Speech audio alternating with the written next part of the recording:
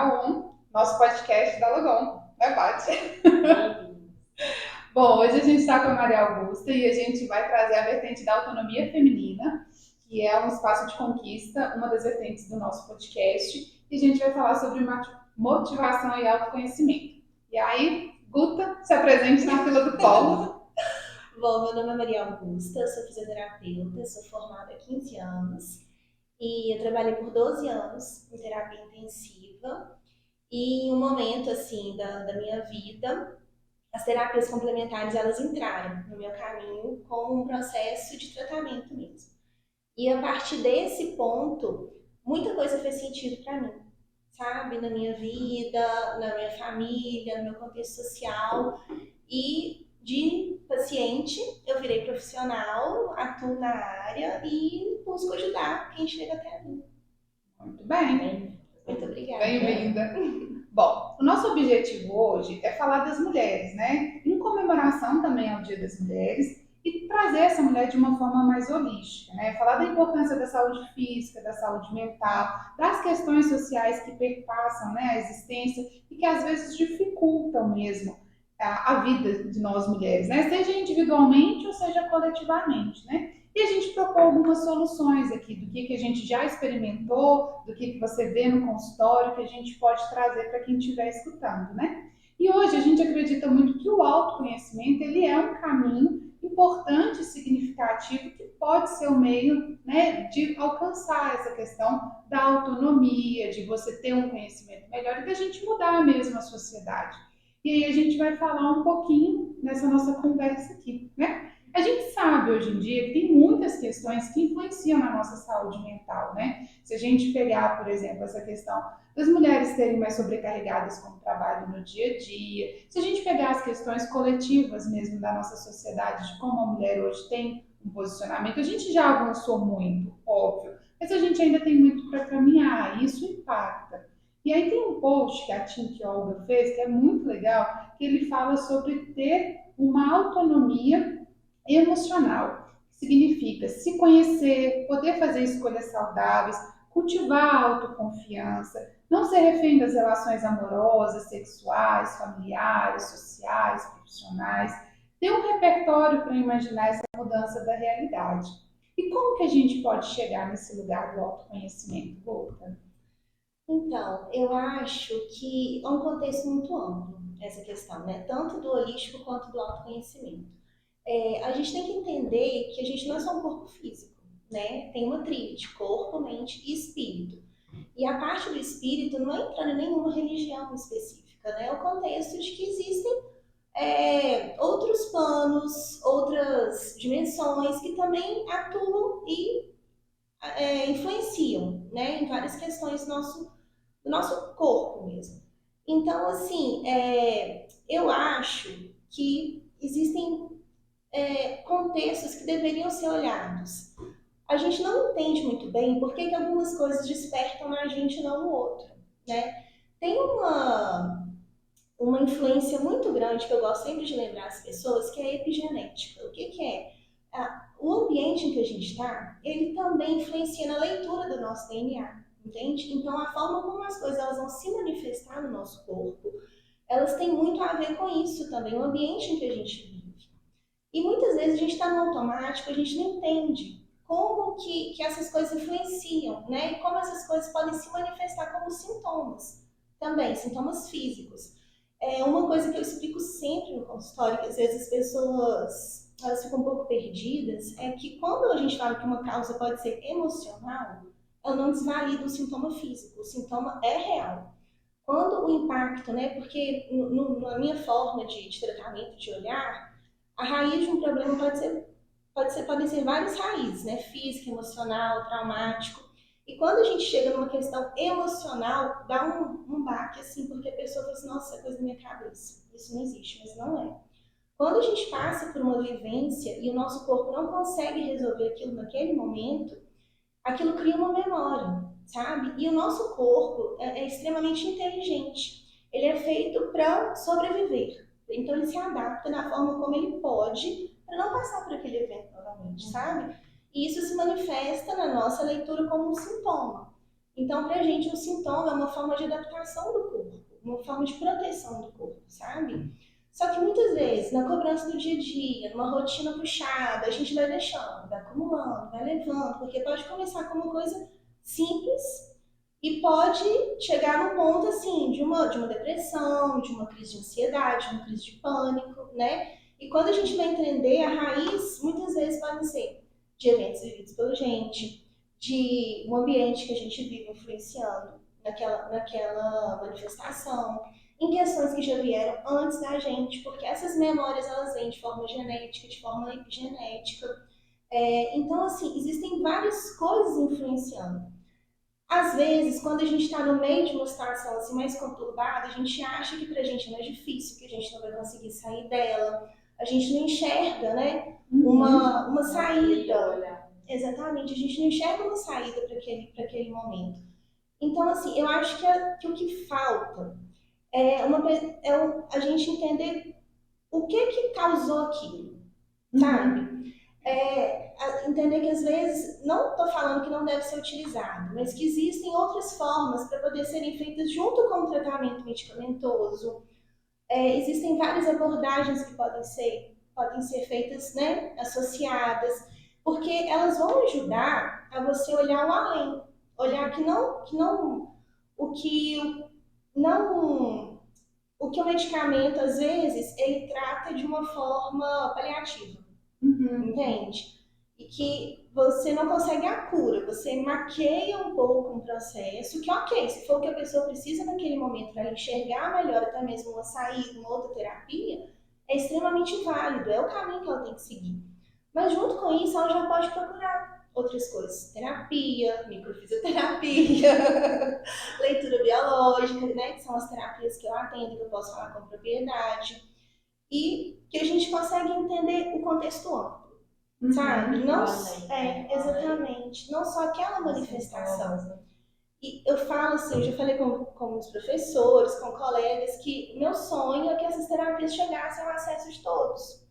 Porque é importante a pessoa associar os tratamentos, a pessoa entender o que é o complementar, que as coisas não vão se anular, que um não é mais importante que o outro, que você não deve deixar de fazer um tipo de abordagem para fazer somente a outra, mas que quando você encontra esse equilíbrio, é o equilíbrio que vai te reger, né? O que vai te ajudar nessa tríade, que a gente entende, que é o corpo, mente e espírito.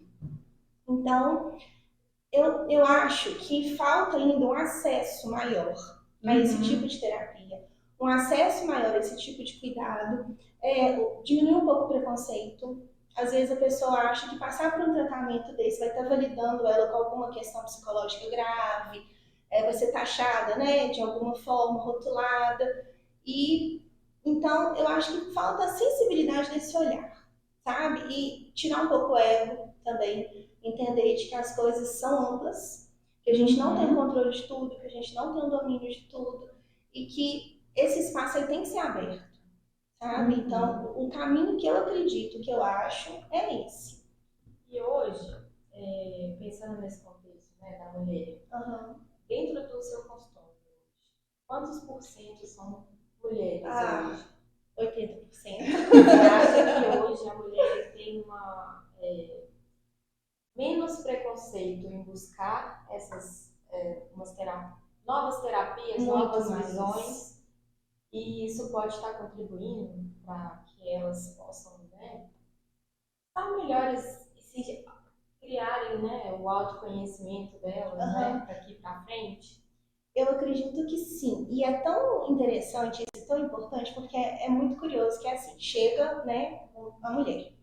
E ela vai entendendo o processo, ela vai percebendo coisas que cabem no caminho dela, coisas que não cabem mais, que ela não precisa carregar uma bagagem que não é dela, sabe? Ela vai encontrando o caminho. Eu brinco assim, que a vida, gente, ela é traçada, a gente não muda isso, a gente não tem um controle de falar assim, vou mudar o meu caminho, vai ser mais fácil. Não é isso, mas a forma como você passa por esse caminho, você consegue contornar, você consegue entender. Às vezes, tem um momento que está mais conturbado, você passando por esse autoconhecimento, você entende as ferramentas que você tem para te ajudar a passar por aquele momento, né? Eu brinco assim, o caminho é o mesmo, mas o carro com que você vai sair da sua garagem para Para viver, você escolhe. Exato. É um SUV ou vai ser um ninho, né? E é engraçado você falar sobre essa questão de que são mais mulheres que chegam ao consultório, porque tem um relatório que foi feito pelos órgãos da saúde, né, de modo geral, traz o seguinte dado, né? As mulheres, elas são a maioria da população brasileira hoje e as principais usuárias do Sistema Único de Saúde, que é o SUS. Frequentemente, elas frequentam os serviços da saúde para o seu próprio atendimento, mas, sobretudo, acompanhando crianças e outros familiares, pessoas idosas com deficiências, vizinhos e amigos. São também cuidadoras, não só das crianças, mas dos outros membros da comunidade. Então, eu imagino que as pessoas que chegam ao seu consultório, elas chegam também com uma demanda, assim, não só individual desse autoconhecimento, mas uma demanda familiar, uma demanda dessa comunidade que ela está ao redor. E se ela se cura, ela cura os outros também, né? Exatamente. E esse autoconhecimento, ele é tão gratificante, tão interessante, né, que quando ele começa, eu não sei o que é, acho que as pessoas ao redor vão entendendo o seu processo, vão vendo a sua melhoria, e as mulheres, né, que são, vamos falar assim, o carro-chefe do consultório, elas abrem muitas portas para as outras pessoas virem também. Então, assim, elas levam os maridos, elas levam os filhos, elas levam os pais, e lá no consultório até famílias, sabe? Que às vezes quem iniciou aquele processo foi a mãe, entende? Foi uma mulher. Isso é muito interessante também, porque as pessoas percebem a mudança, valorizam aquilo e as coisas vão acontecendo junto, né? E aí mostra um pouco que a mulher está preocupada em se cuidar, né? Sim, sim. Que ela não está mais acomodada também no lugar, tipo assim, de ser só passiva, até com o próprio conhecimento, né? Elas estão buscando mais isso, se autoconhecer. E no consultório hoje, o que você falaria, assim, que são os top 3, assim, dos principais sintomas que chegam? Porque ninguém chega lá com o resultado lá, tipo assim, diagnóstico, né? E nem chega sintomas, felizona, assim, né? Tipo assim, nossa, minha vida tá ótima, eu vou procurar me conhecer. Não é bem esse processo que acontece normalmente. Quais são esses sintomas, assim, que são os principais que tem chegado para você? Olha, ansiedade, insônia e libido. São os 3 que são as principais queixas que eu atendo no consultório. Interessante. E excelentes resultados. São maravilhosos. Posso provar, tá, galera? É top. E aí eu acho que vale até a pena assim, contar um pouco do que é esse processo do autoconhecimento para cada um, porque tem diferentes formas. A Paty buscou de um jeito, eu busquei de outro. As pessoas que me conhecem sabem que eu sou super da good vibes da terapia. Eu indico terapia para todo mundo, assim. Até um tempo atrás, eu achava que eu tinha até uma visão bem restrita, assim. Eu achava que só a terapia formal, com um psicólogo, você indo lá ou fazendo uma análise e tal, era o único caminho. E depois eu ampliei o olhar e eu vi que existem outras possibilidades, que outras pessoas encontram isso, né, de outras formas. Por exemplo, às vezes através da igreja, né, que é um caminho de autoconhecimento também, através da meditação. A Ana tá aí para provar que a meditação é top de balada também, sabe? Super ajuda nesse processo de autoconhecimento, através das terapias formais, com psicólogo, com psicanalista e tudo mais, da microfisioterapia. Eu escolhi o caminho das terapias formais, assim. Depois eu ampliei, né? Sim. Mas faz mais de 5 anos que eu faço terapia e é um processo doloroso. É uma tarefa difícil, assim. Eu acho que talvez esse seja o grande divisor de águas, né? Porque quando você começa esse processo de se conhecer, entender o porquê você faz as coisas, por que você reage de determinadas formas, quais são os gatilhos que acontecem, que te despertam sensações ou te despertam emoções, é um trabalho, é um job, assim, né? Te causa sofrimento, te causa angústia. É óbvio que o resultado no final, ele é ótimo, assim. Você lida melhor com as suas relações, você passa de mais chover nos buracos ao invés de ser um ninho, sabe? Tipo, os buracos continuam lá, as coisas estão lá. Melhor, né? Exato, o amortecedor é top, né? As ferramentas vão ajudando e tal. Então você se conhece melhor e você lida melhor, mas também é desafiador, né? E aí eu acho que esse é um ponto que eu queria que a gente conversasse aqui. O quanto também a gente está disposta a se desafiar nesse processo de autoconhecimento, né? Como que é a sua experiência com isso? Como você tem visto isso? Olha, eu acho que eu posso falar assim, que a maioria dos pacientes, quando eles entendem quão libertador é isso? Uhum. Como a vida pode ser mais leve, como você pode escolher, né, a forma como você encara determinadas coisas. O período mais difícil assim, do processo, que é o medo, né, o que te desperta, o bloqueio que é despertado na pessoa, né, o resultado que ele tem é tão bom que a pessoa encara aquilo, aquele processo. Mas a gente tem que entender, e eu falo com todo mundo que chega no consultório, que não tem culpa e não tem julgamento. Cada um tem o seu processo. Às vezes não é a hora, às vezes a pessoa não está pronta para passar por aquilo. E ok, entende? A gente tem que ter respeito por isso também. Porque quando o nosso corpo, ele não quer passar por dor, por trauma, porque ele identifica aquilo de uma forma arcaica como um risco de morte. Então, para que você vai tocar numa ferida sendo que ela já está lá escondida? Entende? Não tem porquê, não é racional você fazer isso. Você vai ficar cutucando machucado? Não vai. Só que às vezes você precisa cutucar para jogar um remédio, né? Algumas pessoas conseguem, outras não. Às vezes não é o momento, não é o caminho. A gente às vezes consegue plantar uma semente, ela vai florescer em outra terapia, com outra pessoa, daqui a um tempo. Então, assim, isso é muito particular, mas eu percebo que quando a pessoa identifica aquilo, quando ela traz aquilo para o racional, e ela vê o resultado daquilo, ela encara o processo, sabe? E passa por aquilo visando a melhora. Lembrando quando também uma outra forma, né, de autoconhecimento, que é a constelação, né? Sim. A Luísa Valéria sempre fala muito sobre isso, né? Não adianta você fazer a constelação e falar que você vai estar amanhã, você mudou. Você vive constelação.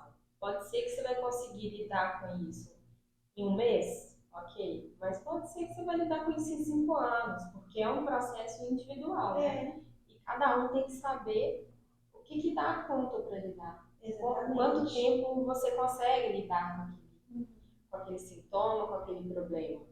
E você tem que evoluir, né?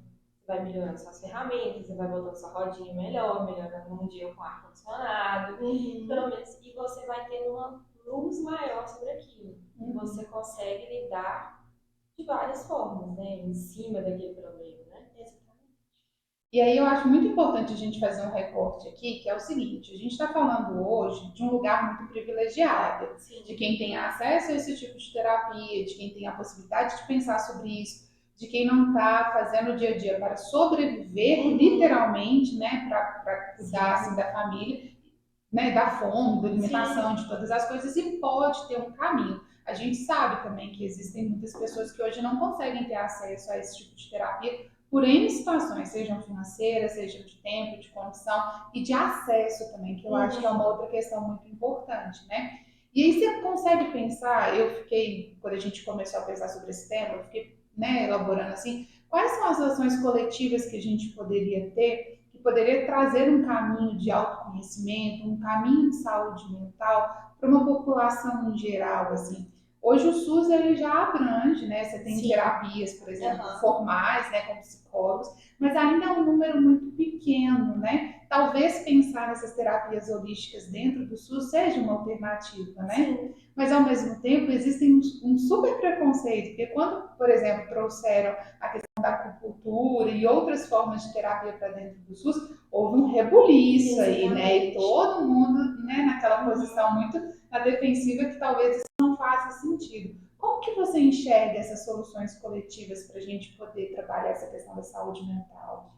Olha, eu vou ser, sim, muito sincera do que eu faço. Eu faço alguns trabalhos voluntários. Mas até para poder ser aceita como voluntária é um pouco difícil. Porque as terapias que eu atendo, elas não é que tem um preconceito, mas é que elas são olhadas de uma forma um pouco diferente ainda. Todo mundo quer saber de comprovação científica, de grau de eficiência. E algumas coisas, gente, eu me abri já para isso e já aceitei, não tem como você comprovar. Existem coisas além, sabe? E eu acredito nisso. É o que eu trabalho, é o que eu vejo resultado, é o que faz sentido para mim. Então, assim, eu já não me prendo a certos conceitos, eu já não me prendo à preocupação com opinião, sabe? E o que eu posso fazer, eu faço, mas às vezes para poder ser aceita como voluntário já é um pouco difícil, para eu poder explicar a minha técnica, porque às vezes a pessoa vai achar que o que eu estou fazendo ali não tem tanta importância, sabe? Então, assim, eu acho que tem que ter um conhecimento, as pessoas têm que abrir mais a visão, tem que ver também, entender um pouco. Eu acho que precisa passar pelo processo que a gente passa, sabe? Entender como que é a formação, porque a informação sobre as terapias, ela chega de todos os lugares. Às vezes não é da fonte, às vezes as informações podem se perder um pouco, né, no conteúdo mais, assim, fidedigno. Então, tem um certo bloqueio. É um pouco difícil a gente conseguir que as pessoas tenham acesso a esse tipo de terapia, sabe? Eu faço alguns trabalhos voluntários. E o que eu consigo fazer no momento para poder ajudar, né, ampliar, é dessa forma. Mas que minha amiga brinca que eu vou candidatar a deputada para poder colocar a microfisioterapia. No acesso básico à saúde. E é engraçado, né? Porque eu acho que isso é cultural, né? Se a gente pensar na cultura do Ocidente, a gente tem esse. Se você pensar nas culturas orientais, por exemplo, eles têm uma outra proposta, né? Você vai falar sobre outras coisas. Eu fui, inclusive, numa endocrinologista que trabalha com essa questão oriental, sobre a coisa dos chakras e o que você come e tudo mais. E é uma outra proposta, assim. E no Oriente, é no Oriente mesmo, né? Eu sempre confundo Ocidente com Oriente. Esquerda e direita, igual nem se fala. Bate dirigindo comigo é um perigo. Mas assim, lá eles têm uma aceitação muito melhor e nem sempre, a maioria também não tem uma comprovação científica. É de uma cultura, é de uma história, é passado por gerações. Tem uma comprovação no resultado, né? Os dados, né? Se você for olhar a questão dos dados de qualidade de vida do Oriente, é completamente diferente, né? Até mesmo os desafios, né? Porque aqui a gente tem várias coisas e várias cobranças, né? Que eles já passaram por isso. E para eles não é fundamental, não é da cultura, né? A gente tem essa cultura, né? Desde a cobrança da maternidade. Então é muito diferente também, né? É um pouco cultural. É porque a nossa origem é muito grande de imigrantes, né, gente? Então, assim, é muito misturado. E é a luta, né? Exatamente. É a busca sempre o contexto que a gente veio é exatamente um contexto diferente, né? Sim. Então, o olhar, eu acho que ele tem que ser diferente nisso. Porque a microfisioterapia, ela começou assim. Os criadores, eles eram osteopatas e eles faziam terapia manual em crianças que estavam afastadas da família por algum motivo. Estavam acolhidas. E eles faziam um questionário para poder, socioemocional também, faziam um questionário para poder ver como que a criança chegava e depois de um ano, mais ou menos, com todas as terapias convencionais, inclusive a osteopatia. E eles viam que a melhora de algumas crianças não era grande. A maioria das crianças não tinha uma melhora tão grande dentro desse contexto. Algumas paravam de evoluir, algumas regrediam. E eles foram estudando isso junto com a osteopatia. Pontos do corpo representando pontos de energia, pontos de formação embrionária, entendendo que alguns tecidos do corpo se formam juntos, mesmo que eles estejam separados, né, da nossa formação. E aí eles foram aplicando esse tipo de toque nas crianças. E depois de um ano, quando eles começaram a fazer isso, eles foram vendo a melhora, que era assim, muito maior do que antes. E aí eles foram criando mapas corporais dentro de contextos de situações vividas, para poder entender se alguma situação em que a gente tinha vivido causou uma marca que poderia estar atrapalhando alguma parte do corpo no seu funcionamento, sabe? Então, assim, é muito difícil você fazer uma comprovação de dados específicos dentro desse tipo de terapia. Mas a gente tem que entender que, igual eu falei, são complementares, tudo se complementa. Por que não conhecer? Por que não usar junto com o tratamento tradicional? Cada pessoa é única, né? Exatamente. Cada um vai ter uma forma de se relacionar, alguma coisa que vai chamar mais atenção, que vai estar mais aberto ao olhar, né? Cada um tem uma forma. Agora, um pouco nisso que você falou da questão de como transformar isso em uma coisa mais acessível, né? Eu acho também que a gente pode pensar um pouco que hoje a gente tem uma gama de informação. A gente sabe que tem um excesso de informação, óbvio, mas também é um acesso a Sim. informações que antes as pessoas não tinham. Aham. E elas estão aí para todo mundo, né?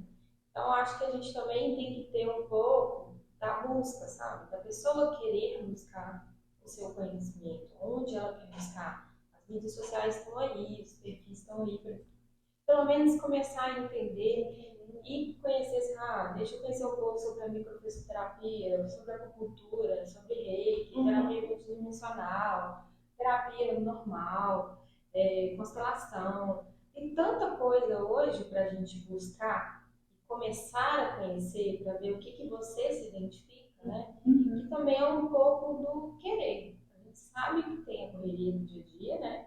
Sim. Somos um pouco mais privilegiadas nesse ponto, mas também temos o nosso corre, todo mundo tem seu corre, mas eu acho que as pessoas também têm que, o primeiro passo é querer buscar alguma coisa para te ajudar. Sim. Né? Sim, isso é importante, né? Eu acho que a gente está caminhando para o fim desse episódio, assim. É óbvio, gente, que aqui nós fizemos um recorte de algumas possibilidades, algumas formas, né? Numa conversa super enviesada, porque cada um traz as suas experiências, a sua visão de mundo, e a gente tem um monte de outras coisas que podem ser complementadas, né? Muitas outras coisas que a gente pode trazer. Inclusive, a gente vai deixar uma curadoria de conteúdo no link do podcast. São outras coisas que eu, a Paty, a Guta pesquisamos para a gente poder conversar sobre isso. E aí a gente vai trazer algumas questões para poder também exemplificar e ampliar um pouco mais esse conhecimento, né? Mas eu queria trazer aqui um outro ponto. O podcast é dedicado às mulheres, mas eu acho que vale uma super reflexão que a gente, por mais que nós sejamos únicos, nós somos todos juntos, interligados por esse universo, por essa energia. Eu acho muito importante que os homens façam esse movimento de autoconhecimento, porque senão a gente vai cada vez mais criando uma disparidade também, porque ele é um processo introspectivo, profundo, que causa mudanças, mas ele também exige daqueles que estão perto de nós que façam esses movimentos também, para que a gente possa sempre evoluir, trazer uma relação melhor nas nossas relações interpessoais, né? Então fica o alerta, puxão de orelha aí para a galera também investir nesse pedaço, porque por mais que a gente esteja tratando individualmente, coletivamente todos nós precisamos desse processo de se conhecer, porque quando a gente se conhece, a gente se relaciona melhor com a gente, as coisas atingem menos a gente, é muito mais sobre o outro do que sobre mim, né? E aí a gente consegue criar um equilíbrio melhor nessa convivência. E aí, para encerrar, Paty, quais são suas últimas palavras? Eu acho que a gente podia falar aqui, cada uma, o que você indica para as pessoas, tirando essa parte das terapias, no dia a dia, né, das pessoas, o que você indica para elas buscarem o autoconhecimento?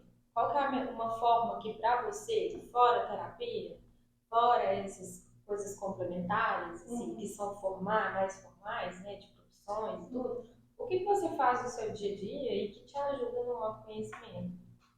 Olha, eu fiz um curso da Ana, do Medita BR, que me ajudou muito. Agora eu não vou lembrar o nome, mas eu mando, depois eu ponho lá no link, acho que é Potências Femininas, alguma coisa assim, que ela falava dessa visão holística, e aí eram várias pessoas que estavam juntas no curso, e no final tinha muito sobre a questão da meditação. Então, para mim, é uma coisa que funciona muito, ouvir o canal do Medita BR, ou o Insight Time, que é um aplicativo que eu indico aí para todo mundo também, que é muito bom, que você fala o seu humor e ele te dá umas meditações de acordo com o humor. Isso me ajuda nesse processo de autoconhecimento, sabe? De parar um pouquinho, silenciar a mente e conseguir botar as coisas no lugar, sabe? Você, Lu? Eu tenho encontrado muito isso no yoga. O yoga me faz muito bem. E tem também conteúdos, né, de yoga na internet, YouTube. Então, assim, é um acesso fácil. E eu acho que uma outra coisa também que é muito mais simples, que a gente tem que levar para a vida, é os encontros com os amigos, né? Tipo assim, Porque não é simples, não. Você já conseguiu reunir seus amigos?